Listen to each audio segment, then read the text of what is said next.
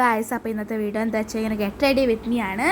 So guys, എൻ്റെ outfit കണ്ട ഒരു ബാഗി പാൻറ്റും പിന്നെ ഒരു ഹുഡിയാണ്. എൻ്റെ പുതിയ ഹുഡിയാണ്, അതുകൊണ്ടാണ് ഇത്ര ഷോ കാണിക്കുന്നത്. പിന്നെ നമ്മൾ ഹെയർ ഡ്രൈ ആണ്.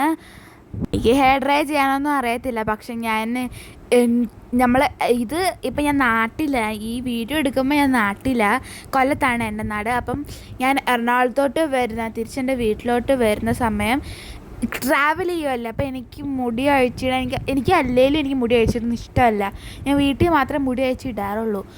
അപ്പം എന്താ ട്രാവൽ ചെയ്യുമ്പോൾ ഞാൻ കുളിച്ച് കഴിഞ്ഞതേ ഉള്ളൂ. അപ്പോൾ ഞാൻ ഹെയർ ഡ്രൈ ചെയ്ത് അങ്ങനെ കെട്ടി വെക്കാമല്ലോ, ആ ഒരു ഐഡിയയിലാണ്. ഇത് കണ്ടാൽ ഞാൻ കുറച്ച് സ്ലോമോ ഒക്കെ ഇട്ട് മറ്റേ ചന്ദ്രയാവാൻ നോക്കിയത്, പക്ഷേ മുടിയെല്ലാം കൂടെ എൻ്റെ വായിലോട്ടാണ് കയറുന്നത്. വേറൊന്നും എനിക്ക് ആവുന്നില്ലായിരുന്നു. Okay guys, by the way, ഇതെന്താ ഞാനിങ്ങനെ ഷോ കാണിക്കുന്നത്?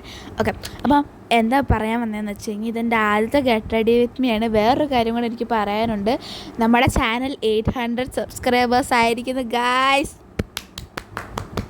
ഓക്കെ, അപ്പം ഒരു 200 സബ്സ്ക്രൈബേഴ്സും കൂടെ ആയിക്കഴിഞ്ഞാൽ നമ്മൾ 1K അടിക്കും. പിന്നെ നിങ്ങളെല്ലാവരും എന്നെ സപ്പോർട്ട് ചെയ്യണം. അപ്പോൾ അത്രേ ഉള്ളൂ. ഓക്കെ, നമുക്ക് ബാക്കി നോക്കാം എന്തൊക്കെയാണ് നമ്മൾ ചെയ്യാൻ പോകണേന്ന്. നമ്മുടെ നെക്സ്റ്റ് പരിപാടി എന്താണെന്ന് വെച്ച് കഴിഞ്ഞാൽ വാച്ച് കെട്ടുക, എന്നിട്ട് കുറച്ച് ഷോ കാണിക്കുക.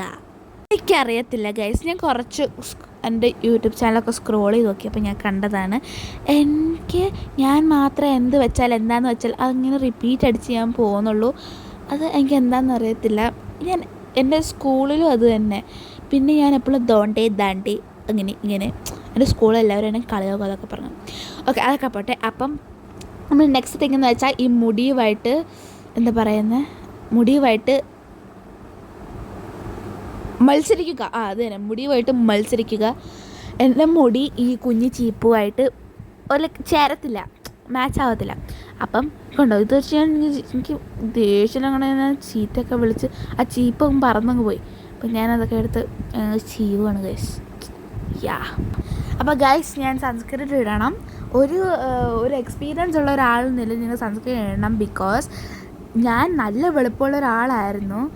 അത് സൺസ്ക്രീൻ അതാതെ ഒരു കറുത്ത് പോയി ശരിക്കും. അപ്പം നിങ്ങൾ ഇടണം.